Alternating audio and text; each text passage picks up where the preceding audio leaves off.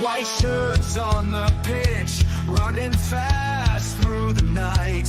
Every heart beating loud under floodlit sky bright. So to London, stand strong.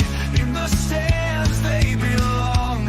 Voices echo like thunder. To the club they sing along.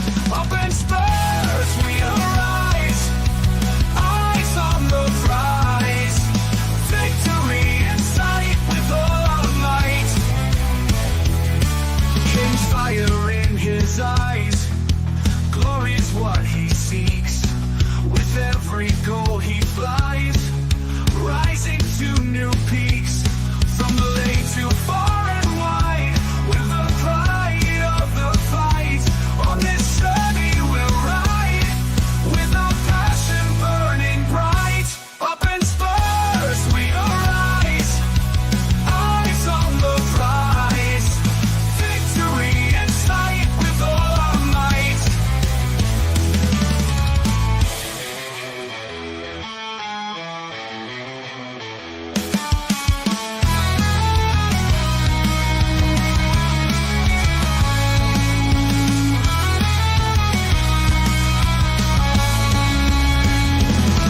From the lane to far and wide, with the pride of the fight.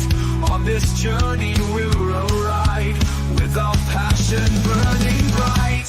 Up in Spurs we arise, eyes on the prize. Victory in sight with all our might. With all our might. With all our might. Hello and good evening to THFC Till I Die, your home of Tottenham past, the present and the exciting future under Ange Postecoglou. Or probably not. Who knows? Well, tonight, guys, we have a special guest on the show. He rarely is. He is a Tottenham legend. He made 567 appearances for the club. He won 2 FA Cups, three League Cups, 3 First Division Championships, and he won the World Cup with Ireland at Tiddlywinks. But please welcome back. This is for a one-off anyway. He is retired, but we took him out of retirement. It took a lot of M&Ms and a bribery, but we got him on. Here he is. Look who's back. It's Philip. Woohoo!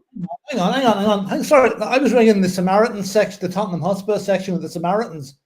Must be through to the wrong number. Yeah, you are. You've come to the you right looking place. at the Samaritans now, Dermot? God, you're double Yeah, jobbing. yeah. I bet you're busy today. I am very busy. How do you 555 appearances for the Irish Tiddlywinks team? It's not Did you bad actually, enjoy that? and it was all in a 2-week period as well. You know, we're pretty big. Was it really? You done very well. No, I haven't slept for a month, but Anyway. apart from that, grand, you know. Yeah, and you won the Tiddlywinks Irish World Cup as well, Liam. That's a proud moment for you. Yeah, it was very good. We had to go to Baku in Azerbaijan to play it, you know. So Did you? Oh, well, fair play to long you. old trip, Anyway, you know. Philip, look, great to see you back. How are you, sir? Seriously, yeah, it's good to be back. I'm a pity it's not under happier circumstances, though. That's the only thing, you know. Yeah, it is. A bit of a crisis at the moment. Yeah, what do you reckon? Look, Philip, you've seen it all, right? I know I've said this before, but you've been there and done it with Spurs. You've seen Bill Nick to Birkinshaw to David Pleat, who likes breaking around corners, apparently, sponsored by the AA and RAC. Peter Shreves twice, El Tel with his brown envelopes, apparently. Christian Grace with his train tickets, who loves trains. Harry Redknapp, everyone. Is this the worst? Are we overreacting, or have we every right to react the way we're reacting with the result yesterday? If you are looking back over the years I've been supporting Spurs, I have to say, yeah, we are overreacting because we're 3 points or 4 points off the Champions League places, right? Yeah. I've seen us been 3 or 4 points off getting relegated. Now that is a with 2 matches to go. That is a kind of a crisis situation. I think I'm blaming social media again. I think the social media has created a lot of the crisis. Now, I've no doubt there is problems at the club at the moment. There is something going on in that club which should not be happening. And in my mind, it's affecting the performances of the players. It's affecting the crowd. The crowd yesterday, it was like being in a library. I know we call Arsenal's ground the library. We nearly inherited that title yesterday. The bloody tractor boys were out singing us. And, you know, all the time. So, yeah, there's something going on. What it is, maybe we can discuss tonight and find out. Yeah. Can I just say, fair play to Ipswich yesterday, by the way. Absolutely. Very well played. I have nothing but admiration for Kieran McKenna. Yeah. I think he is an absolutely brilliant young manager. He learned he cut his teeth at Tottenham. He went on to Manchester United. And what he's done at Ipswich is nothing short of remarkable. 2 promotions. Yeah. 2 seasons. Yeah. And absolutely brilliant. And good luck to them. I hope they stay up. I really do. You know? Yeah. What got me yesterday, Philip, wasn't ANGE, and we are going to get about ANGE and his in-game management. What got me was Johnson pulling out of that first goal. That's the bit that got me when you could see Smiddix, right, doing the overhead kick. And there's a little part of me thinking, brilliant, he's in good form for Ireland. He's going to come into the international team full of confidence now. But there's 95%. Huh? It was the last thing I was thinking. I know, but there's not 95% of me thinking, Johnson, why did you pull out of that tackle? And it's not only that. In the first minute, Sonny set him up with a great chance. Yeah. And he put it wide. If that had gone in, I reckon we would have walked that match yesterday. Because that would have put Ipswich right on the back foot. Ipswich, their game plan yesterday worked 110%. They will never have a game plan working as well as it did yesterday for them. No. Look, before we get started, Philip, before we get into it, I just want to plug our sponsor. And there it is. Of course, it is Private Internet Access. Our sponsor, I have got a video. I don't know where it is. Where is it? Come on. Usually I have this. I'm usually well oiled now, Philip. I see you come on and I've just gone, you know, gone to pot. Gone all wobbly at the knees as Philip goes to Wembley. Never mind. Anyway, this is our channel sponsor, Private Internet Access, the one and only channel. Great sponsor to have. Of course, when Philip's doing his business, like from his laptop to his internet, all these other people have it, hackers, corporate, governments. But once he uses access internet, private internet access, it's just kept away from them. It's kept to himself and his internet browsers. Of course, you can use it on your phone if you're out and about, of course, around the world. You can put your phone on if you want to watch EastEnders, Coronation Street, Emmerdale Farm. You can also connect it to your laptop as well. So you can watch everything from Prime Video to Clarkson's Farm, do all your banking on it as well. Everything is secured and it works on all phones and all networks as well. Of course, you can use it on all your devices from your TV to your Xbox to your PlayStation. But the benefit is Philip gets his one. His whole family can use it around the world. And it goes from everywhere, from China to America. It does hide your IP address as well. So your IP address is hidden and it also shreds everything that you do. They got over 30 million subscribers already. And of course, they got 4.5 stars on total. Rather, it is Private Internet Access. It is our channel sponsor. And what a grand job they do as well. It's 43 euros, guys, for 2 years, plus 2 months free at the end of it, free of charge. I know, Philip, you use it. Yeah. How do you find it? It's very good, isn't it? Yeah, you wouldn't even know it was there, you know. It's just there in the background. It's humming away. It's keeping you safe. And like I have it on my work laptop, and like I have stuff on there that needs to be kept very sensitive, you know. So I'm very happy with it. And Mary can use it. Your wife and your children, family can use it as well. She has it as well now. She wouldn't be as big a user as me now, but yeah, she's using it. She finds it very good. Yeah. So everyone, look, the Godfather has spoken. Listen to the Godfather. If he tells you it's good, it is good. Just be careful. Horses' heads do apply. This is the game, of course, we did play at the Tottenham Hotspur Stadium, or should I rename it tomorrow, the Plough Hotspur Stadium. yesterday in London. 61,505 poor sods watched that yesterday, Philip. Well, there was 3,000 or 4,000 very happy people amongst them, the Ipswich fans. Yeah. Well, apparently, I was watching Dave's show for this, and Brad came on. And Brad said the players went up to the South stand to clap them, and the Tottenham fans booed the players yesterday when they went up to clap them.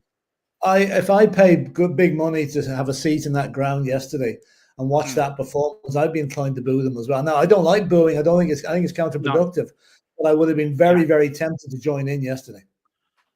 Now, look, if you look at the Galatasaray game on Thursday, Philip, and to the game yesterday, Radu, for me, has had two very bad games for Spurs. Shocking. Two very good. Would you have played Ben Davies yesterday? Yeah, I would have actually, yeah. I would, because Ben Davies never lets you down. I knew Dragosin was going to have a nightmare yesterday in the very first minute when he tried to put the ball out of touch. It was never going to go, but he stopped and let the Ipswich play get in behind him, and they hit the bar from that move. I said, here we go again. I think his confidence was shot in Galatasaray, really. It really was, and maybe he doesn't play well with Romero. I don't know. God help us. We got to get Mick van de Ven back, and hopefully he'll be back after the break. Hopefully he will be, and so would Odegaard as well, because I think Sonny looked shot yesterday. Sonny wasn't the worst of them now, to be honest. At least he seemed to be trying. He had a couple of reasonably good runs, but it's like as the game wore on, he just seemed to fade out of it. And like the way I would look at it, when we got the goal from Bentancur, I thought, here we go. This is it. We're going to get back into this. We're going to win this match. But there was nothing after that. We just seemed to be resigned that Ipswich weren't going to be broken down. And Ipswich were looking to be the more likely to score near the last 10 minutes, when it should have been Spurs. So, it was a head-scratching performance. It really was a head-scratcher. It really was. Do you know what, though, Philip? Ipswich have beaten us 4 times in a row now in the Premier League. Oh, isn't that disgusting, really, when you think of that? Okay, I know the last one was 2001, but still, it's not where we're coming from. We shouldn't be getting beaten by teams like that. Like Crystal Palace 2 weeks ago hadn't won a game. Dr. Tottenham was in the house, next thing to have. Same thing happened yesterday. It's become unpredictable, unfortunately. Yeah, it is. The match officials, Philip, I know you love talking about VAR and the officials. We are going to get on about the other breaking news tonight, about the other official. We might start with that now very quickly, Philip. He has been suspended by the Referees Association, rightly so as well. Yeah. And he refereed the Liverpool game at the weekend, which is more weird. Yeah. Well, let's face it, there was no decisions given against Liverpool match. Villa should have had a penalty, not given. Yeah. So, no, I think he was. Listen, I don't know how the FA or how the Referees Association got hold of the video. Some friend must have passed it on. Like, listen, banter in a pub. I'm sure every referee in the country has called various managers likewise. Unfortunately, David Coote was caught on record doing it, and it's probably going to cost him his job, which is unfortunate. He's not the worst referee. I mean, I think that was Michael Oliver. I've been doing handstands here, but it wasn't. No. And also, very quickly, Gary Lineker's going to leave Match of the Day at the end of the season. He's going to stay on and do the World Cup. He's probably feeling he's had enough. He's done long enough, and Lineker is a bit outspoken as well. So I'd say he's rattled a few feathers in the BBC. Who will be very stiff upper lip and old school tie type of stuff. So actually, I rarely watch Match of the Day anyway, so I don't really comment too much on him. I only watch it when Spurs win. Yeah, of course you do. Yeah, I mean, there's 3 people I wouldn't think would work at the BBC: Jeremy Clarkson, Gary Lineker, and you. Well, Jeremy did work at the BBC for years in Top Gear. Yeah, till he clumped an Irish fella. Yeah, that's true. Yeah. No, I think I wouldn't get on the BBC because I'd probably say something I'd regret. And that's what I'm saying. The BBC, cricket would have to be your favourite sport anyway, not football. That's a common game. I could see you doing cricket commentary, Philip. I really could. That's a grand shot by that. What's that player's name? I don't know who he is. Sodom. Anyway, match officials. Darren England was the referee. Fourth official was Robert Jones. The VAR was John Brooke, more like John Crooks. And the assistant VAR was Mark Scholes. No relation to Paul Scholes, I can assure you. The referee yesterday, Philip, out of 10, what would you give him? He was all right. I didn't see anything wrong with him. Give him 7 out of 10. He was at a fit. He didn't really notice him too much, which is a good sign in a referee, you know. And the VAR decision, well, I think he knew bloody well the way Solanke ran back to the halfway line, it was going to be disallowed. He knew he'd handled it, you know. So, you know, no real complaints about the official. I do. I think that should have been. He was pushed into it, Philip. I think that should have been given. Yeah, I really do. Maybe he was, but obviously they don't look at it that way, you know. And no, listen, I don't want to harp on about referees. It was one of the games with not too much controversy in it, anyway, you know. No, that's so true. We've got this is of course this is the stats of the game. I mean, the stats. I mean, if that was the stats, people thought Spurs should have won that 5-0. We had lots of possession, more shots on target, more shots than Ipswich, more touches, more passes. They had more clearances, Ipswich. We had more corners. Do you know, Philip, look at that. Anyone seen that? You think Spurs would have won 5-0? Can I just say something about the corners? I would say out of those 12 corners, 10 of them went straight to the goalkeeper. Yeah. Do you know that? Every single one of them. Why couldn't we float them? You know, hit them in harder or hit them further back? They just it was like target practice for the goalkeeper, catching practice for him. Our corners were. There was there was no variety to the play, wasn't there? No variety. No. I mean, there could have been a few short ones or float ones in long round the corner or at the back post. And what got the back post. Yeah, even our crossing was woeful yesterday. I mean, Philip, I am scratching my head. Why? I mean, surely they're trained, they're footballers. They know how to do different corners of different crosses. Is it a case of, I said it to you before we came online for live. I said to you yesterday, does it seem to you they didn't play for ANGE yesterday? There seems to be something there that's brewing and the team players are thinking, right, we're going to take the player side. Well, the Maddison, possibly ANGE row. Yeah, I think there is something going on with that Maddison because he's not featuring in the league. And bringing him on by a couple of minutes ago yesterday was ridiculous, to be honest, you know. I think for any player not to play for their manager, right? If they're not playing for their manager, it also means they're not playing for the fans that pay their wages, which to me is unforgivable. You know? Yeah. If they have got a problem with ANGE, they deal with it in the dressing room. As soon as they leave that dressing room, they are Tottenham Hotspur players. They play for the shirt, they play for the fans, they play with pride, and they play with passion. Unfortunately, there was none of that there yesterday. Absolutely none of it. From the first minute on, we were passive. We let Ipswich dictate a lot of the play, which, to be honest, to me is a bloody insult now, to be honest. You know, a team hasn't won a game since it came up. Dictating that the play at our place, where we've beaten Manchester City and Villa in recent weeks. It's just unbelievable. And where does the blame lie? Well, obviously it lies with the players. They're the ones on the pitch. But I also blame ANGE. Now, Dermot, you know, I've been, since ANGE's day at Celtic, I've been a big fan. But we both have. We both have. We've seen what he can do. And I think, as I said earlier on the video, ANGE made a rod for his own back this season by saying he always wins something in the second season, right? Now, we know that's happened, but I think him amplifying it now and reminding people now has put tremendous pressure on him, and it seems it may have also put it on the players, which really is not the way you want to be, you know? So I think that I have a serious problem with ANGE going forward if things don't improve quickly. And I think Daniel Levy is getting itchy fingers at the minute because we all know November is a time of the year that Daniel likes to get the old shotgun out and get rid of the manager.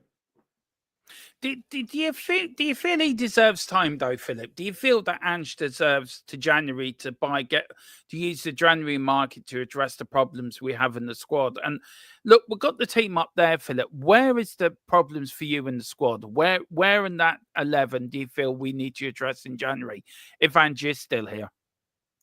On paper, on paper that should be a good enough team to beat most sides. But yesterday, the midfield was non-existent, really.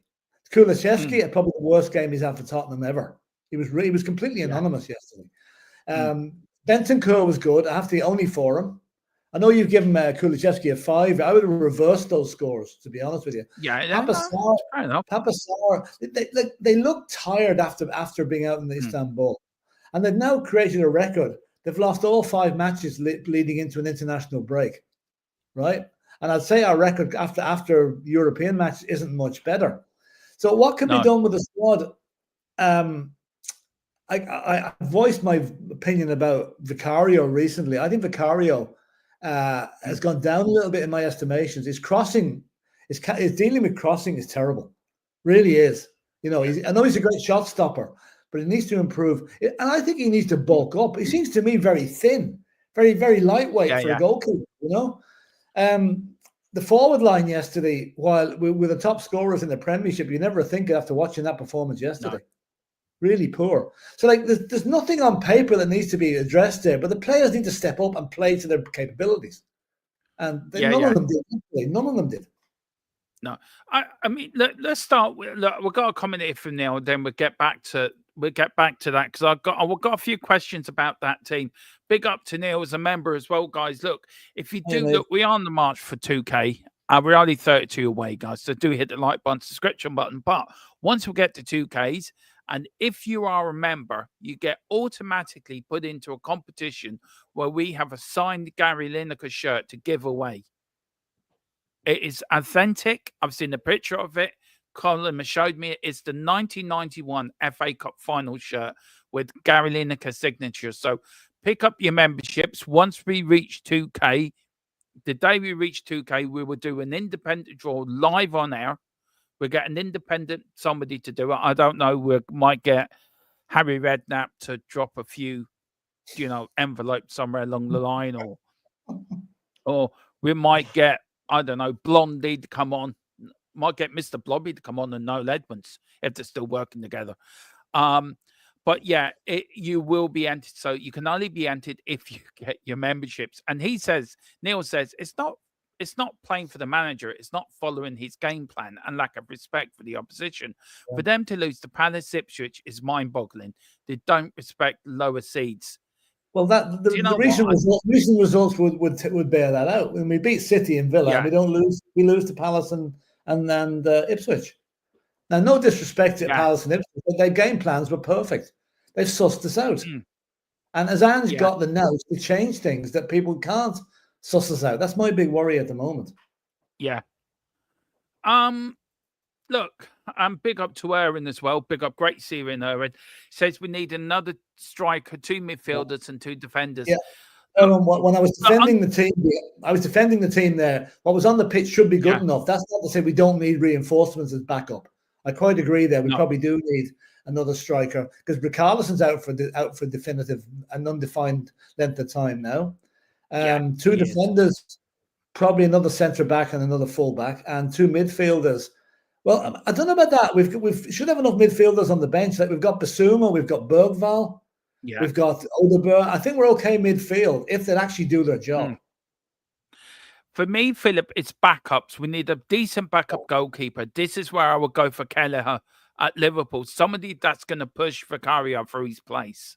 Kelleher won't go to the club and it's going to be number 1 down. That's why he's leaving Liverpool. I doubt we'll ever get Kelleher. Yeah, but if he well, you got that. You got Bazzuno as well, but he hasn't been playing. He's been pushed out at Ipswich, at Southampton. I think we need a centre back.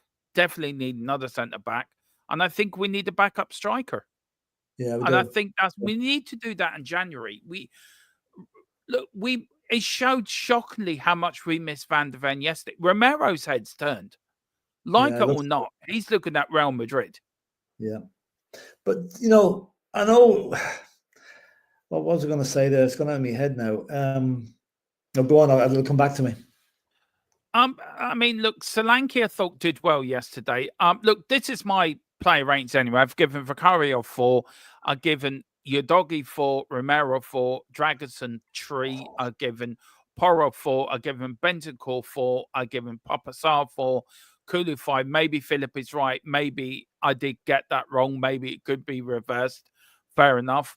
Brendan Johnson, who I'm a big supporter of, he was woeful yesterday. And the pull out of a tackle, I'm sorry. That's unacceptable. I don't care who you are or what you are. Do you know, I don't care if you got an international team game coming up. You put your foot in for the club that pays your wages. You don't duck out of a tackle. And he didn't do it once, he'd done it twice. Sonny 4, he tried. And I give Solanke 5. Solanke works damn hard up front. He does. I'll give him that. I'll give him that. But Dummy, you've hit a very good point there. I think the reason we're losing games before international breaks is too many of the players are watching out for their international games in the following week. Yeah. They're scared of getting injured. Johnson pulled out of a tackle, although it's scientifically proven you're more likely to get hurt by pulling out of a tackle than actually making the tackle. Yeah.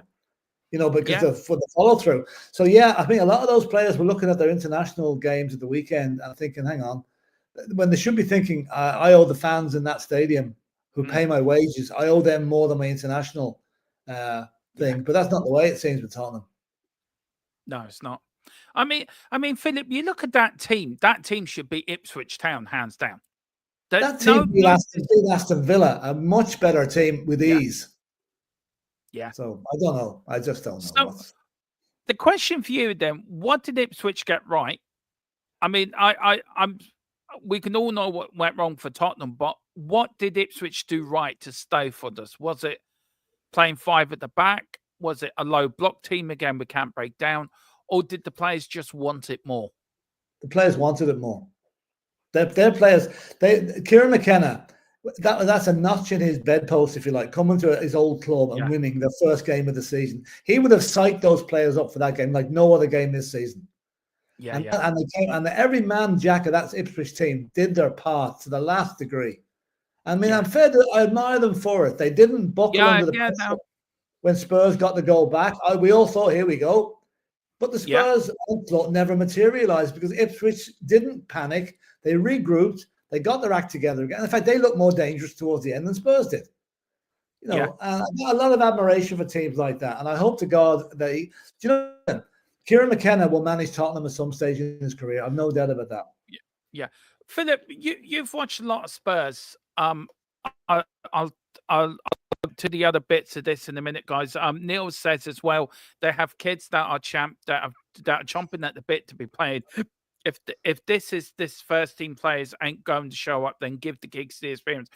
You know me, Philip. I've been saying, pardon me, play the kids. I think play the kids now. You look at Mikey Moore. Absolutely, he's got an illness at the moment, but he probably would have more. Yeah. You look at Lancashire. He was biting at Galatasaray. I know he got sent off, but he was trying. Yeah. Is it time to look at the kids, or do we need to buy experience? Is that the problem? I think, I know I don't disagree with you using the kids, Dermot, but I think we have to use them sparingly. We can't use too many of them at one time. Bring them in one at a time or two at a time. But to bring in a whole load of kids, we're not going to go anywhere. We need a mixture of youth and experience. You know, like I had to laugh. They were talking there a couple of weeks ago when we beat Manchester City. They were saying, "Oh, what a pity! That was such a young squad Manchester City put out. The average age of that Man City team was bigger than the Spurs team, but nobody thought to correct Sky Sports on that. No, we have a lot of young players in there. When you look at none of those players are over 30 except Son. No, they're not. You know, so I mean, we've got a young team in relation to other Premiership teams. We just need to get the right blend. And unfortunately, I'm beginning to wonder: is Ange the man to get that blend right? But my next question is: we need players in January. Is Daniel Levy going to back him? That is another big question. Yeah. So I think the answer is no. Yeah. That's a very good point. Let me get through these comments here, Philip. I got a question for you. You made a very good comment. I want to get back to that. Neil was said that, and big up Simply Ace as well. Big up Simply Ace. Hope you're doing well, sir. We are losing games partly because the players lack grapefruits. Yeah. I love that. I do love that. Fair play to you. Love that. But also Ange's system and failing to make tactical changes quick enough to turn games around. Ange has to go. He's doing nothing. Philip, there's a lot of Ange out. I said yesterday, a line in the sand has been drawn for me with Ange. And I think the same for you as well. I say this with the greatest regret because I do honestly want Ange to succeed. And I did honestly think he would, but I've got the feeling now we are too predictable, right? We're too easy to play against at the moment. And Ange does not have the capability or the willingness maybe to change things whenever, as Simply Ace rightly says there, we're not changing tactics quick enough. We're not reacting to things happening on the pitch quick enough. When the other team makes a substitution, we should make a tactical substitution to negate that substitution. Not happening. Too late, making substitutions at the 80th minute, too late. So I do think that a manager, he's a good manager, he's got great ideas, but I think at this stage we need someone that's got experience and is able to adapt the team during a match and not play things the same way for 90 minutes. Yeah. So who do we bring in then? If you get rid of Ange, who's out there? I mean, look, these managers are out of work at the moment, Philip, right? You've got Gareth Southgate, Graham Potter. No. Ruud van Nistelrooy, I know, is available after leaving Man United. Very interesting in him now. I think Xavi's available as well. Yeah. Sam Allardyce, don't. Big Sam at Tottenham. That will happen one day. But Philip, we've seen Conte and Mourinho football, right? We went to the Champions League quarterfinals, you and me, and we saw Conte ball, and we left there disillusioned with Spurs. That's it. We had the channel to run. I think that what kept us going that season was this channel, to be fair. Yeah. Because we had to do it. But we've played defensive managers. Now we've played attacking manager with Ange, and it's now starting to fall apart. Where do we go from here? Who do we bring in? I mean, do you go for a Gareth Southgate type manager, which I don't think will work? Graham Potter? Maybe. Van Nistelrooy, definitely yes, because I like the way he plays. Also, the Brighton manager. 31 years of age.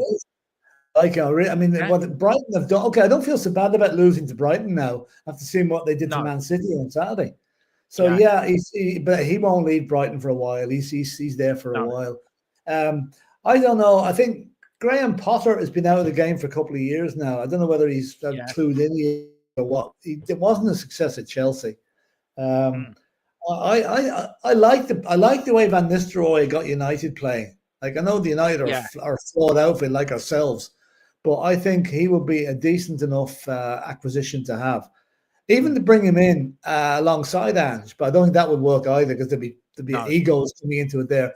If there was going to be a change of manager, he would certainly be a choice. Although there's probably some of these geniuses on the continent that we haven't really heard of. Some of the German managers managing the German team. There's probably a few of those that we could look at.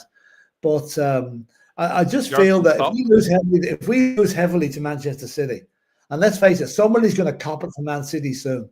Oh, they are. And I think that could be the end of the road for Ange. Yeah.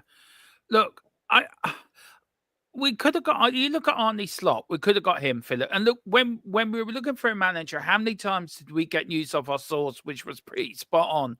Arne Slot was due to become a manager down to money. Yeah. You look at Ten Hag, had an interview, not good enough. He's now available. Ten Hag's another manager that's available, by the way. You look at then Ange comes in. We all love Ange. You, me, love Ange. Great, come on, we've got the Ange ball running, Ange training, all this. When's it ever going to get right for us, Philip? Because we can't. Look, I'm going to say it now. We're not Levy out in this channel, and we're not Levy in. We're sort of in the middle. But is the ball now with Levy?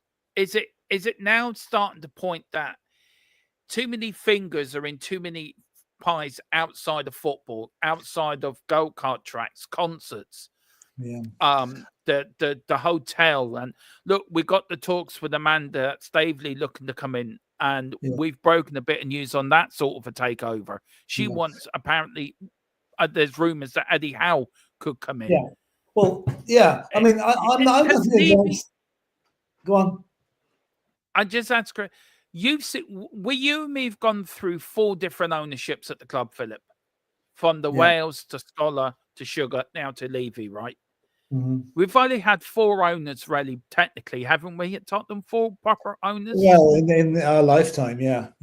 In our lifetime. Yeah. But Sugar as well. Sugar as well. Yeah, yeah. Well, I don't like sugar with my tea. Never have done. If anyone's wondering when that came from, that was from Venables, when Venables and Sugar were at each other.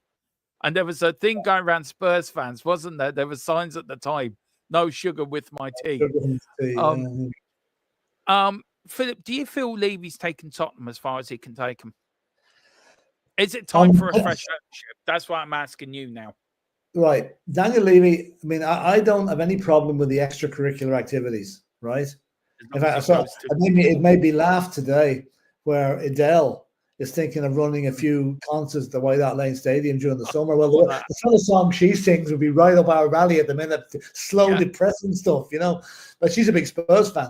But no, what I would say about Levy is this: I don't mind him getting money from NFL or go-karting or jumping off the side of the building, whatever you do. That's fine. But the football should be the priority, should be number 1 in his book. And unfortunately, I don't think it is. I think it's taken a back seat, because if it hadn't taken a back seat, he would have backed managers to the hilt with players purchased in the past, which he's never really done, right? I think the Amanda Staveley thing could be absolutely brilliant for Tottenham, because A, it'll take the football side away from Levy and give it to people that might actually, concentrate on the football side. Let's face it, when you see the word Tottenham Hotspur, right, your initial thing is, oh yeah, Jimmy Greaves, Danny Blanchford, the double. Yeah. It's not Guns N' Roses or Mike Tyson. Do you know what I mean? But they're taking over in people's mindsets. Yeah. And this was my argument the other day, Philip, as well, that the younger generation, it is that. It is Guns N' Roses. It is go-kart tracks. It is Skywalk. Where our generation, it's all about, my generation is all about Ricky Villa, Ozzy Idealist, Tony Galvin, your era, Jimmy Greaves, Dave Mackay. And I'm doing a show this week, and I'm going to do it myself. It's a solo thing. I want to ask a question. And why you're here, Philip, I want to get your opinion on it, because I think it's great to have you. It's great to have you on. I know you're not coming on very often, but to have you on tonight's an honor, and great to have you. It really is. I've missed doing shows with you. It's always a good laugh, because we don't know where it's going to end up. We tried to do a post-match show, and me and Phil get talking about football, and it just goes all over the place. But is there I don't know if you watched the Glenn Hoddle podcast with the overlap with Roy Keane and Gary Neville. No, I didn't actually. No. You need to watch it. It's a very good podcast, Philip, actually. And Roy Keane sitting there looking at Glenn Hoddle starry-eyed, like, because Roy Keane's a massive Spurs fan. So he's looking at Glenn Hoddle like with his mouth wide open. And Glenn Hoddle said there's a very much split between the older generation Spurs fans. Yeah, no, Casper the Ghost is behind you, Philip. No, I'm gonna need to be plugging my laptop in the minute. I'm looking for a charger. Sorry, go on, carry on. That the older generation are more about what Tottenham have done in the past and the history and everything like that. But the younger generation don't care about that. Yeah. Is there a divide between the fan bases between our generation, Philip, to the younger generation that are coming up now supporting Tottenham? Probably, yeah, because there's so much else going on now. Apart from, like, in our day, football was, that was it. That was your hobby. Now there's so much else people things to do. Mm. But one thing slightly connected to what you're saying there. So I saw somebody passed a very good comment there. They said that a Tottenham Hotspur in the home game at the minute is looking a bit like the queue at Heathrow Terminal 5. There Yeah. are that many tourists in the ground, right? So I would like to see more tickets made available to the fan clubs and the season ticket holders, and let the real fans into the game. Now, okay, it's great for people coming from Korea Yeah. to wave their flag and give me your shirt to Son, but those guys don't make any noise, and they're gone at the end of the match. And you never see them again. We need people in that stadium who are committed. Be like Liverpool. You might give out about Liverpool, but there's some atmosphere at the Liverpool games at the start of the match. There is. Thinking you'll never walk alone. So if you Well, had, say, 5,000 tourist tickets for sale at each game, right? Yeah. Cut that to 1,000 and give 4,000 people, take them off the season ticket list. And you've got real fans in the stadium, and that could make a big difference. Aren't we though classed as tourists though, Philip? You and me, we come from Ireland. We're members of supporters club, them. And no, I'm like a lot of those Korean people are just going to see Son. That's it. Yeah. They're not there to say Tottenham. They're there to see Son. They're entitled to be there as well, Philip. They pay their money. They're entitled to be there, and they're big money spenders, and that's another thing that Levy looks after nicely as well. But I still think the more real fans you have in that stadium, whether they're traveling from Ireland, Scotland, France, Australia, they're the ones you want to have in your stadium every home game. So is it down to atmosphere for you, like Liverpool or like Old Trafford? I've been to St. James. I've been to Anfield. I know that you hear "You Never Walk Alone." That is a shiver down your spine moment. Big shiver down your spine. You know? Okay, when the Spurs go marching in, can give you that at our stadium. But the only time you ever hear it is when we're comfortably winning a match. You'll never hear that song being sung if we're 2-0 down, because the fans are too busy moping and crying and giving out. Quite rightly so, on the likes of yesterday. But I just think that we've got to go back to the grassroots. So back in the 60s and 70s, every single person that was in that ground was a diehard Spurs fan. Do you think the club's lost its identity? Well, from that point of view, they're making too many tickets available to people that, like, I'm not knocking tourism. I mean, far be it for me to knock tourism, but I think if it affects the atmosphere in the ground and affects the noise of the fans in the ground, then I really do think that the ticket allocations should be looked at. Is that more of a Premier League problem than a Tottenham problem? The Premier League is probably the biggest league in the world. Is that more of a Premier League problem that the Premier League has made it so international that people are latching on to Premier League clubs, where back in the day with the First Division, Philip, the First Division wouldn't get outside of, probably get to Ireland and Scotland way, but they wouldn't watch it in France or Italy or Germany or South Korea or Japan or Australia. It'd be all. Do you know what I mean? It's true. League made a run for it going back. Like, I'm looking at a place like St. James's Park, right? Yeah. As far as I know, they're practically all season ticket holders that go to that ground. Yeah, they are. There wouldn't be that many touristy tickets going. Manchester City probably have tourists coming from Abu Dhabi and places like that. Yeah. Manchester United, I think, is fairly universal as well. They would have a lot of tourist fans. Well, yeah, but most of their fans live in London anyway. Sorry, Colin. What they do.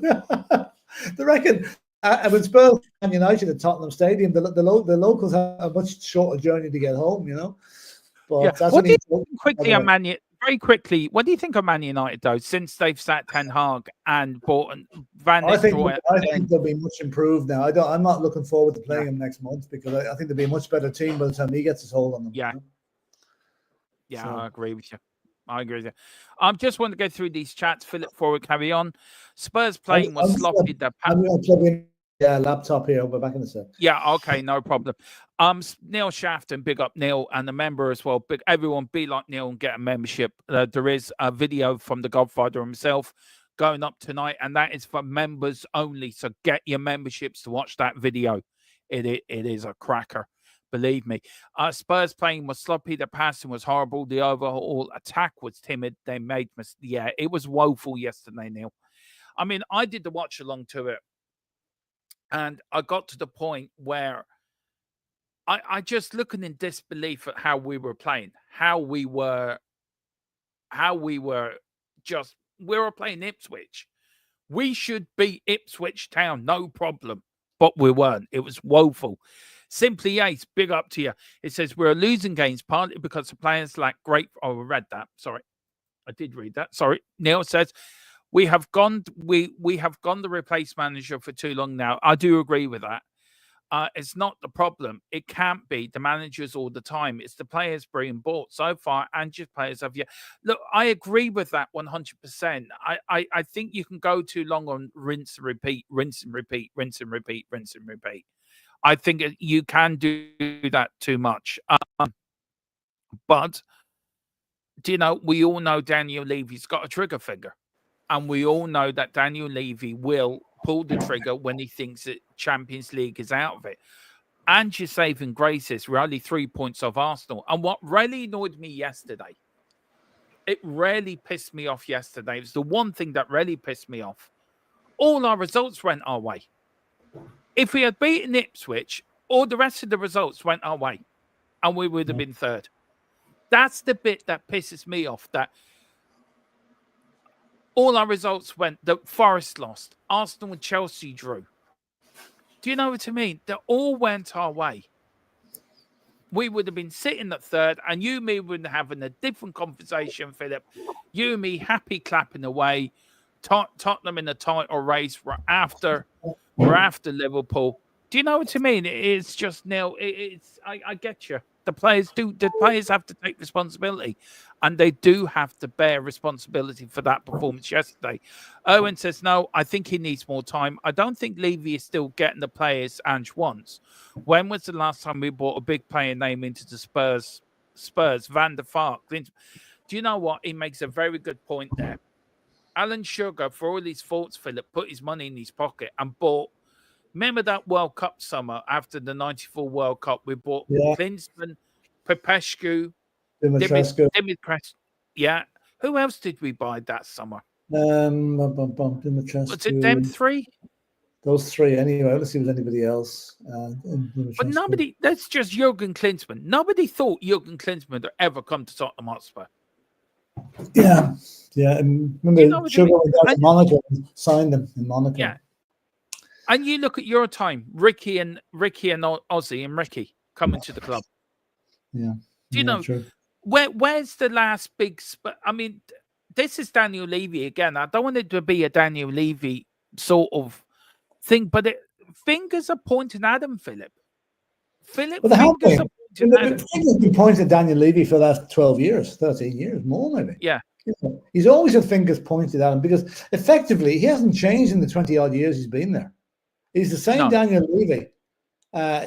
Different day, different manager, different, maybe slightly different tack. He's loosened the purse a little bit, but he has never, ever totally backed a manager with the players that the manager has asked for. No. Look, we wanted to sign Bruno Fernandes. We didn't get him. Yeah. We wanted to sign Jack Grealish, apparently. We didn't get him. Well, I'll tell you what, I would take Jack Grealish in a heartbeat. But the problem there is going to be not the transfer fee. It's going to be Grealish's wages. Levy will not pay them. Yeah. I was watching a show today on YouTube, and big up to We Are Tottenham TV, and I was watching them while I was working, putting some thumbnails together, and Ben and Sim were talking. And I think it was Ben said that Tottenham have cut their wage budget down by half.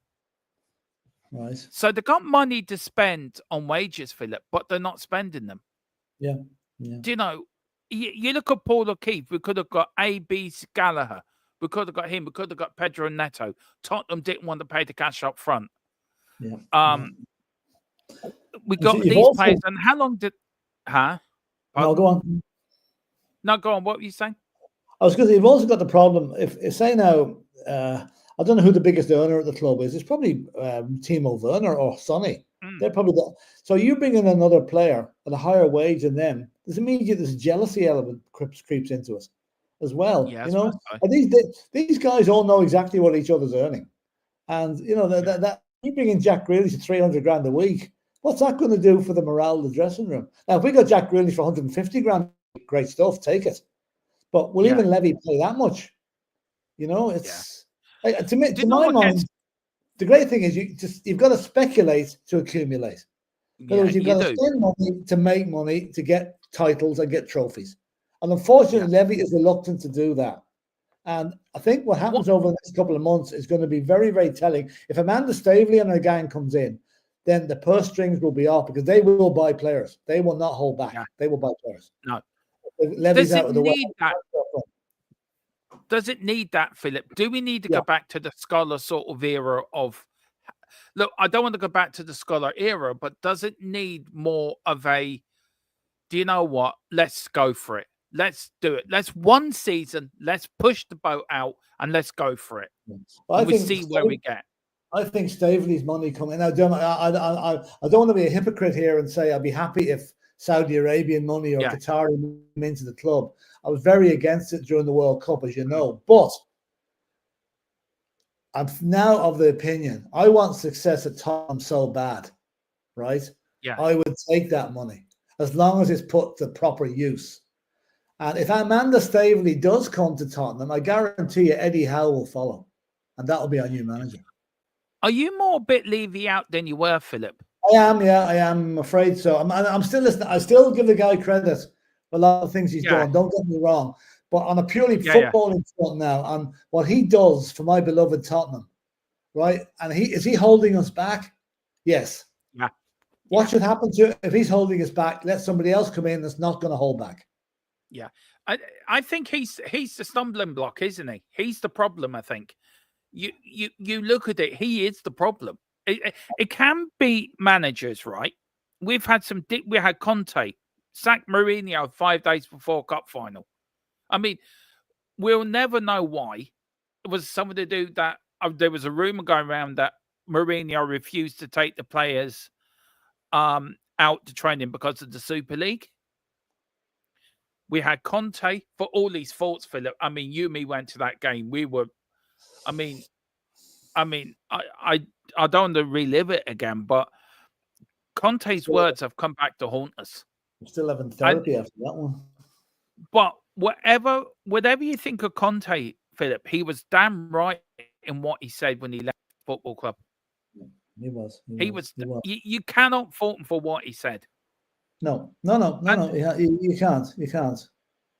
The buck stops at the top, Philip. It's like you doing your job or somebody working for you. You're the boss. You have to give that employee the tools to do that job.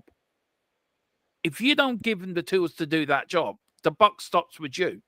Yeah, absolutely. Absolutely. The buck stops with Levy. Enough is enough. Yeah. No, I think we've come to the stage now. This could be the tipping point. For the first time, I know there's been rumors in the past few years about this and that's going to invest in the club or going to take over the club. Amanda Staveley's got history. She did it with Newcastle, right? She's now severed her ties and she's looking to come in again to the Premiership. We're an obvious choice. Yeah. I think if the money's right, okay, Levy still has control over the go-kart and the hotel and the skywalk, but let him do that. That's his problem. Let somebody else take over the problems of the football club. They're running the football club. Buy the players that we need. Get the manager in if needs be. If you need to change the manager, change the manager. But give the fans. Can you imagine the sigh of relief they'll go up from the Spurs fans if Levy finally does go? Now again, I'm being critical of him up to a point. I admire what he's done. He's got us a fantastic stadium, and he's probably got us financially one of the best clubs in the world. But he doesn't get it when it comes to football, and that's it. That's the problem. Do you feel, Philip, that he's... Look, I agree with what you said. I think you and me have always been very balanced on Levy, to be fair, and this channel has. But I think over the last couple of games, and I think with Ange and Levy, and he wasn't backed in the summer, Philip. Going out, they done brilliant. Coming in, it was woeful. Well, apart from Solanke. Apart from Solanke. And even Solanke, when Solanke came in, there was a lot of pushback. I was very... Pardon? There was a lot of pushback. A lot of people weren't impressed. Even I was one of them. No, I was happy enough for them. I was happy with them, Yeah. We've got big up to Jared as well. Jared O'Connor says, we've spent big 400 million on dirt and still stand by it, Dermot. Yeah, I know, man. the culture of the players, money for old rope. He's saying we are the third biggest spenders this season. It is. I don't know if you've seen that table. We are actually Man United are 600 and something million. No, Chelsea are top with 4.3 billion. Not just this season, though. This is all, isn't it? No, for the table was how much money have spent since the time Ten Hag was at Man United. So 2 years. Chelsea has spent 1.3 billion in 2 years. Good. Man United has spent 600 and something million in 2 years. We spent 513 million in 2 years. Right. We're the third biggest spenders in the last 2 years. Now, that being said, we've also signed 3 players that haven't appeared at the club yet, really. That's true. The Argentinian lads, what do you call them, has gone out on loan out to Spain. We've got the young Korean guys coming in. I think he's coming in next month to get acclimatized. And we've also got the Croatian centre back. So they're ones for the future, right? But what we need is get them into the club, get them acclimatized. I know Bergvall had a nightmare against Galatasaray, but he's one of the players for the future that we've got. So we have bought some decent players. We haven't bought all rubbish. Yeah.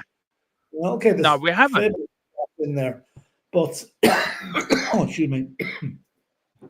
But again, January window's coming up now in 6 weeks' time, 7 weeks' time. Yeah, very important. It's probably the most important window we're going to have in a long, long time. We've got to strengthen certain areas for backups. It's between now and January. If Ange stays, make or break for Ange. Yeah, I mean, if Ange survives until January, he's there for the rest of the season, I think. Yeah. If we don't win a trophy or don't qualify for, I would say, not even the Europa League might be enough to save him if the money is spent and the return is there for it. So I would say, whatever way we're looking at it, there'll be a new manager in Tottenham for next season. Whatever happens. I say so. Yeah. No club was interested in the players we signed this summer. Fair enough. Levy was a miracle worker for the club. Miracle worker for what? Not one of our big signings have been a major success. And Owen, big up to Jared as well. Great comments. But Owen hits the nail in the head, I think. Yes, Levy's done extremely well for the club. Great stadium, hotels, go tracks, but a bare trophy cabinet. No point having a Ferrari with no engine. Yeah, that just about sums it up. It does. It does. Yeah. Ange's comments after the game, Philip. He had the altercation with the Spurs fan as well. Yeah, I wonder what the fan said to him. I wonder what the fan said to him. But this it was wasn't well done, Ange, anyway, that's for sure. No, this was what Ange said in the press conference. We're far too passive without the ball, allowed them to feel comfortable, and that's what we don't want to do when we're at home. He went on to say he apologized. It's his responsibility. He will make it right.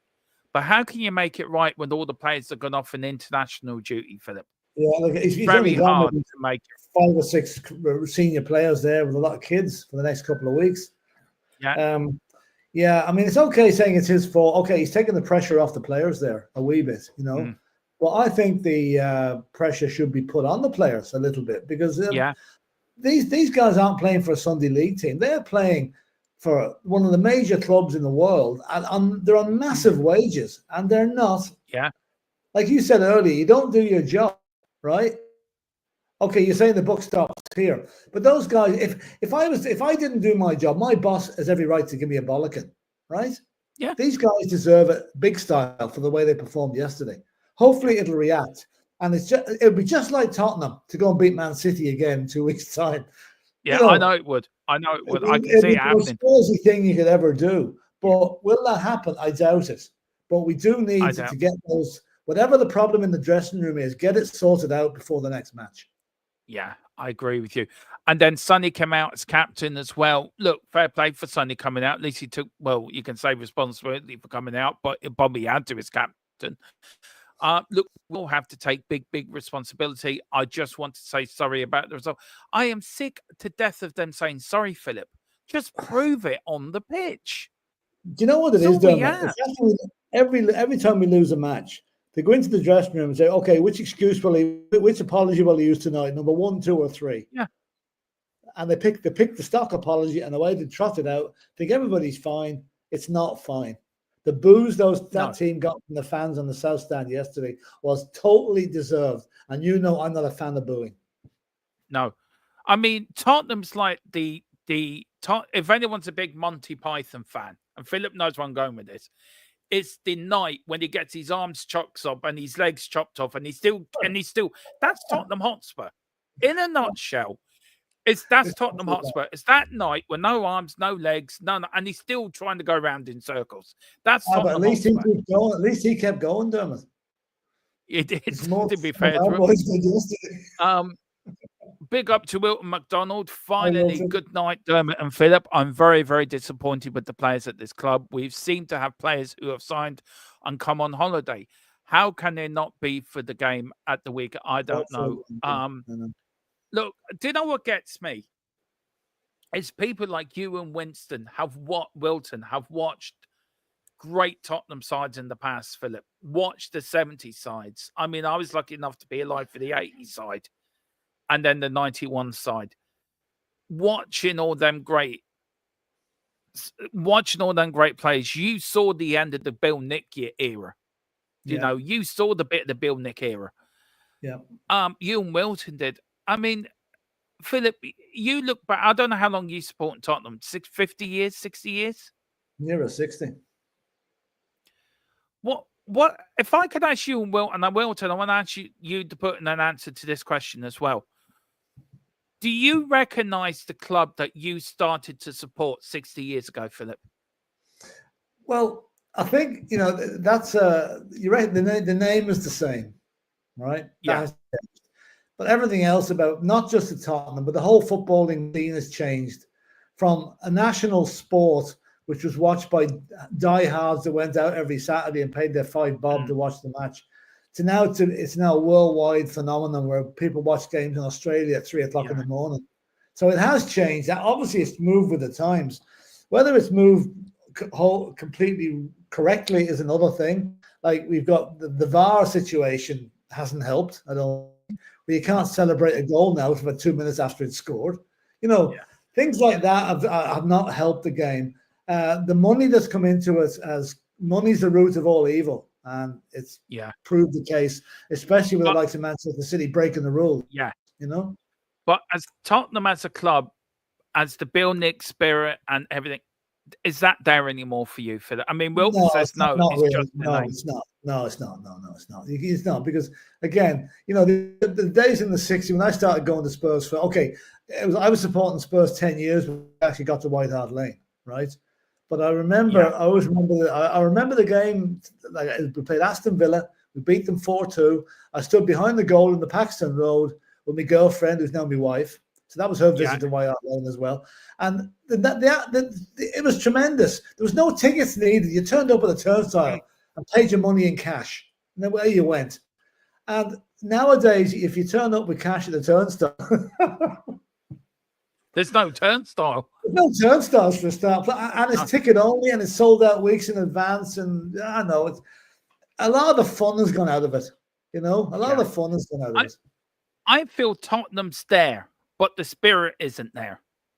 It isn't the club that I see. For me, once they knocked down White Hart Lane, I think the club died. Personally, it might not have died, Dermot, but it certainly went into intensive care. Yeah, which it's still there, to be honest, and will be until they win the trophy. Once Tottenham win a trophy, I don't think Daniel Levy wants to win that trophy because that's going to put pressure on him to win another one. He just doesn't want to go to that pressure. And Conte was right. The club don't want the pressure. And the pressure is to win a trophy, Philip. Yeah, that's true. Because it's going to be another one. A change of ownership at the football end of things will change that mentality. Do you think Amanda Staveley is going to come in and be happy with a place in Europe every season and no trophy? No. She will be gunning. No. She will be, the minute she takes over that club, she will be into the dressing, lads. The old days are gone. The new regime starts today. We want success. And that's what I'm hoping happens. I hope she does. I quite like Amanda Staveley. I think, look, they were they had money problems, but not much, but they were tight in FFP up in Newcastle. Yeah, And we're not. maybe We're not. we're not. No.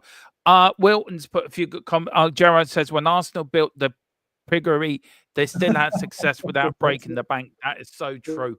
That is Yeah. so true. Wilton says 100% correct, Philip. I'm fed up with the inconsistent performances of this team. They're being paid big bucks to play Yeah. football. True. Absolutely. Yeah, absolutely. Absolutely.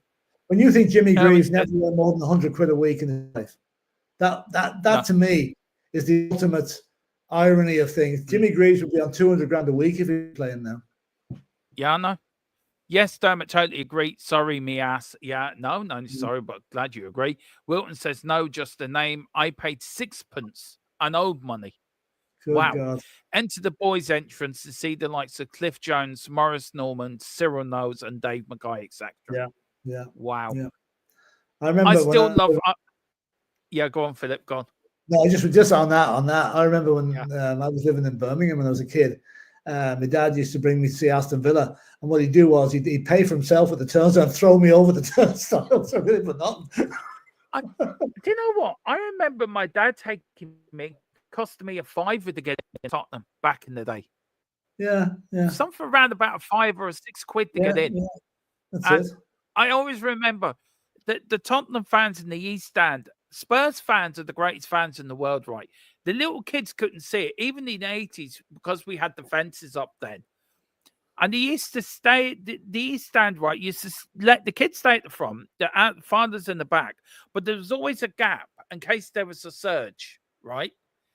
And Tottenham were brilliant at it. They had 2 gates open either side of the East Stand, so the kids could get out first. But I always remembered, like, the East Stand going in there, everyone looking out for one another. Yeah. It was like a family. You were near the shelf. The shelf was its own experience in itself. I never stood in the shelf. I wish I did, but I never did. No, I never did either. White Hart Lane back then was just a feel of history and Bill Nick, Jimmy Greaves. A field of dreams. Yeah. And even when they went all seated, you still went there and you could still sit there before the match and look at the pitch and imagine Jimmy Greaves on the pitch or Dave Mackay or Ozzy Ardila. We went back to the new stadium, Philip. I don't know about you, but for me, every time I go there, it's like I feel disconnected. It's not. Yeah, it doesn't. White Hart Lane Hotspur. was unique. White Hart Lane had that real old style feel to it. Yeah, you're going back to a business premises now, really. Yeah, you are. It's like going into a supermarket, so into a shop. They're trying to sell you stuff before you get to the actual main event. You know, you've got to bypass the bars and the shop before you get to the pitch. It's like putting sweets to a checkout in a supermarket. You know, it is. It's sad because it's a lovely stadium. Don't get me wrong, I love going, but I just feel the spirit of Bill Nick's not at that stadium. No, the only thing, we could do with a bit of that. I mean, Bill Nick's buried beneath the stadium, so let's hope he resurrects himself one of these days and influences the way things are going to go for our club. I hope he comes out of the ground in the middle of a match and just bollocks a player. That would be something, wouldn't it? That's true. That's unlikely to happen. Can you imagine him coming out of the ground? Or you stop effing playing. Did Bill Nick ever swear? I don't think he did he, Philip? Once or twice. He was a dour Yorkshireman who religious sort of a guy. Wouldn't have believed in swearing too much, you know. Yeah.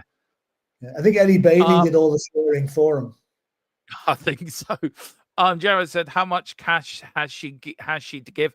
I know more. I can't say a lot at the moment. I'm waiting for the go ahead on it, but I know a little bit more than I can say to you lads because I have signed an NDA, so I get in trouble. My source will get in trouble, but believe me, something's happening. Correct, Philip. We need to win some trophies to resurrect the club. Please do. Philip hasn't got long. He's in his 70s now, bless him, and he's probably got another 20 years left. So before we stick him in the old beat. But before we stick him in the old people, so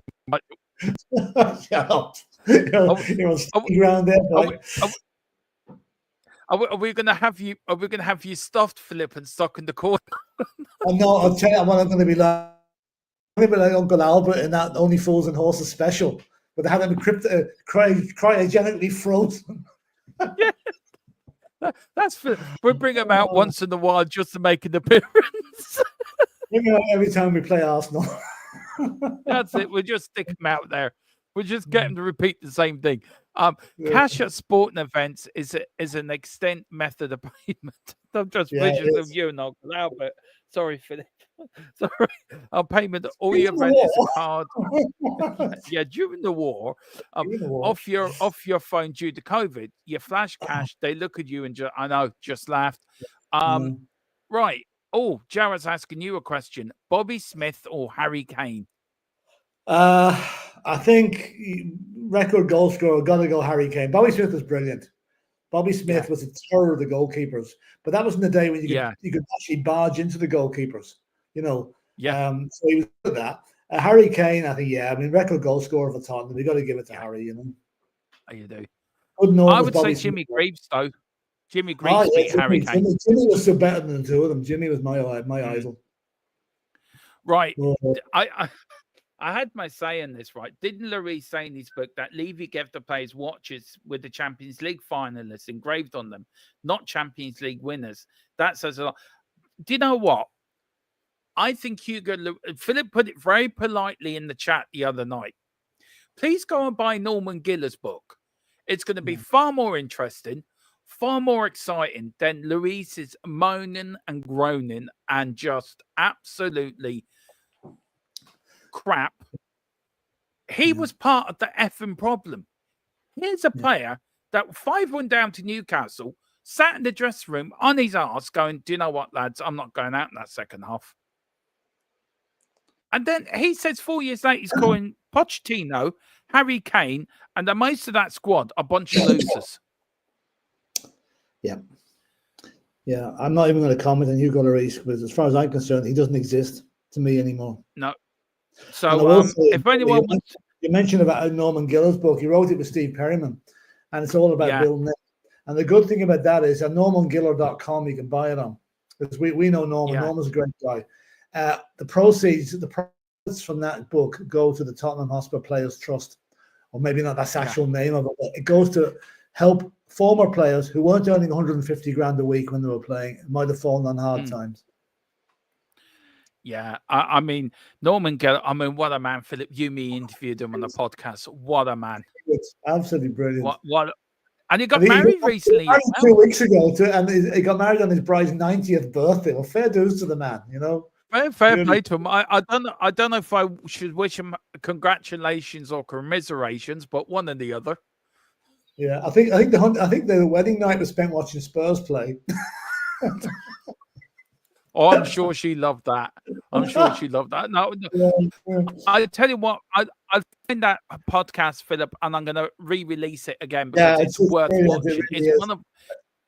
It's one of our earliest podcasts. He's singing "Glory, Glory" at Tottenham Hotspur at the very start of it. You know, like it sets the mood. That man, right? He met Muhammad Ali. Yeah. He met all them actors in the 60s. He knew there's people. I don't know who. Big up to Early Doors Early Doors TV, the only West Ham fan I do respect. Big up Tony. He is the only West Ham fan I do respect. He's been on the show, Philip. Very nice man. Good. Very, very sensible and a very very knowledgeable West Ham fan. Down to salt of the earth down in the East End. That's it. Not like some of them there that need binoculars and love Barney the dinosaur and blow bubbles. Tony doesn't blow bubbles. He told me. But he does have a Barney the dinosaur toy. So I suppose you can't have everything. Big up, Tony. Sorry, I'm only joking. Evening all in the chat. Will McDonald says, Philip, we're going to finish with the last two comments. Philip, he says, Wilton there in a staunch American accent as he looks at Donald Trump and thinks, I didn't vote for you. We're not getting on even to that subject, either. That's just enough to say. No, please don't. Don't. off the edge. A lot's happened since you last been on, Philip. The world's gone mental. Philip, were you there when Villa were 5-1 down at halftime? Tony Hartley scored 4 goals in the second half, 5-5 full time. I was sick that day, but I was only a lad. No, that was in the 60s, I think that game was. No, my first Yeah. game at White Hart Lane was 1974. So I'd seen him loads of times at Villa Park and Birmingham and West Brom and that. Never, no, I wasn't there. I remember the 4-4 in 2007 on our 125th anniversary. Remember, we were way down to Villa and Yunus Kabul scored the equaliser to make it 4 each. Yeah. Was Martin Yole the manager then? He was, wasn't he? He was, yeah. Yeah. I think he was. Yeah, he was. Yeah, he was. Yeah. No, hang on. That was just, no, hang on. Would he have been? That was November 2007, I think it was. I'm not so sure. He was there, I think. Or was it Harry Redknapp? Ramos took over. No, because that's the season we won the League Cup. And Ramos was in charge in February, so it possibly wasn't there. No, it wasn't. No, maybe not. Jesus, sorry, I'm been given out to now. Poor old Owen. Oh. Putting my head down, LOL. And then as soon as he says that, what is the book? What is the book again, please? Yeah, it's about. I'm not sure the title is. Bill. If you look up normangiller.com, you'll see all the details on us. That's NORMANGILLER.com, and it's written with Steve Perryman about the great Bill Nick. If Philip will send me the details, and I stick it in the description of this show below. Wilton says, I'm so sorry I missed Norman. Wilton, I will put it up again. I'll find it, re-download it, and I will put it up again. Gerard said, who was the biggest failure at Spurs? What player included would be the price tag? I would have to go for very quickly Dombele. I think he's been the biggest failure at Spurs. Yeah, he was one of them. Yeah, I think Dembele was very poor. Going back a bit, Dembele. He was a record signing who cost us a fortune. Good luck. And then last but not, we're going to end with a legend. Wilton McDonald says, damn, I must be old. No, you're not. You're still young. And there we go. And Neil says, home fiction book. Oh, that must be it. Is that it? Is that it? No, that's not it. No. No, I'm actually looking it up. I'm trying to look it up here. Norman Giller. But guys, that is it. The return of the Mac, as should have named this show. Philip, it's been great to have you on. Enjoyed it. It has been great. I've enjoyed that tonight. What do you think now so if people want to get in contact with you, is there any way people can find you? That can find you on X, WhatsApp? I'm on it, but I don't post much on it. I'm more a lurker than a poster, So no, send the message here, and Dermot will pass it on to me. The best thing. Yeah. Well, look, put your X in, Philip, so people can get hold of you. Put your also put your YouTube channel in as well, because I know you do a bit on your YouTube channel as well. Listen, guys, we're not on. Yeah, I'm not connected there, so no. Okay, well, send it to me and I'll put it in for you. When we're not on tomorrow, guys, I'm having a couple of days off, so I'm not on tomorrow. Back probably Wednesday evening. No, won't be back. Back on Thursday for the Ireland-Finland game. And then we're back on Friday. See, Philip's already on the road to nowhere with that one. He's got Iceland behind the wheel.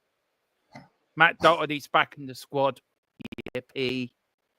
Some things never change. Massive big up to Damien Duff for winning the League of Ireland. Yeah, well done, Damien. I know he's ex-Chelsea, but he's a good lad. Yeah, but I tell you what, he had more balls than Robbie Keane. He took an Irish league team and proved himself. So, and then we're back on Friday. I mean, Colin are back with a podcast. Then Saturday we've got the build up to England versus Ireland, and then we've got the game on Sunday. And I am been doing post match live afterwards as well. And then we've got the build up back to the Premier League. So, guys, Dermo here is going to take a few days off. got a bit of a chest infection, so I want to get rid of it. And also, Mrs. Tron deserves some time for me as well. So she's looking at me like that I'm in trouble. Oh no, she's smiling. She must be shopping. So there you go. If you do want to listen to me, we have a new very quickly on our gaming channel, on our Twitch channel as well. Double Dom Gaming on Twitch. We've started the pro clubs where Dave Harris is our manager. And there's a few of us got playing pro clubs. Apparently, I'm the new Roy Keane in midfield. I played one game, Philip, and got sent off within 5 minutes. And then the second game I played, I got sent off within 13 seconds. Well done. So I did Roy Keane proud. Very good. So there you go. On that bombshell. Just a big up to MV Joker Davis as well. Big up. How are you, sir? Great to see you in. Always a great man. This fella here is a proper gentleman. That Philip, proper gentleman. But guys, do pick up your memberships as well. Do hit the notification bell. Hit the subscription. 32 away from 2K. If you become a member, reach 2K, you get invited into the competition to wear a Gary Lineker shirt, signed shirt.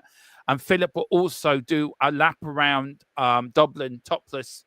I want to wear 2K as well. He's promised me he'd do that as well. Or he will streak at the Tottenham Hotspur Stadium, whatever comes through. Have you got your Arsenal shirt ready for when England beat us?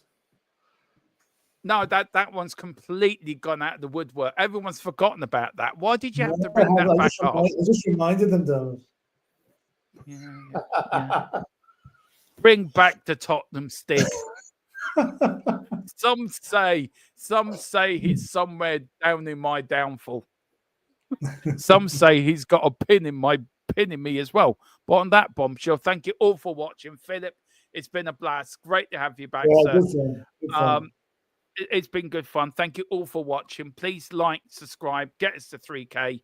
Let's get the 2K before Christmas. It'd be a great lot for me and for Philip. I know Philip is not on all the time, but he is behind the background. He is part of the channel. He's bred into the channel, if you know what I mean. That didn't come out right. I know it didn't. Come out right. If you're talking about Arsenal, maybe it did, but no. Yeah, no, that did not come out right. I just know what I've just said. Bollocks. Anyway, Owen's seen the good. While you're ahead, go on. I quit right on that bombshell. Thank you all very much. Go on, you Spurs, and Big Ange we trust. We never stop. Coys.